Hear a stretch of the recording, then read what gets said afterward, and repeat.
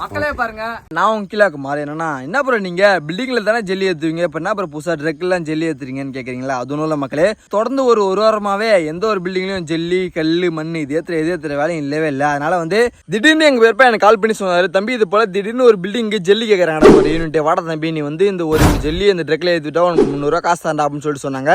அதுக்காக தான் நானே சரி வீட்டில் சும்மா தானே இருக்கும், சும்மா இருந்தால் யார் இந்த 300 ரூபா காசு வரும் அப்படின்னு சொல்லிட்டு தான் இந்த ஒரு யூனிட் ஜெல்லியை இந்த ட்ரெக்ல ஏற்றி விடுறதுக்காக வந்திருக்கேன் மக்களே. நான் 12 மணிக்கு இந்த ஜெல்லி அள்ளி ட்ரெக்கில் கொட்ட ஆரம்பிச்சு ஒரு 2:30 மணிக்கு தான் மக்களே ட்ரெக்கில் அள்ளியே கொட்டினேன் ஃபுல்லாக. ஏன்னா அந்த அளவுக்கு வெய்யானால இவ்வளோ நேரம் ஆயிடுச்சு.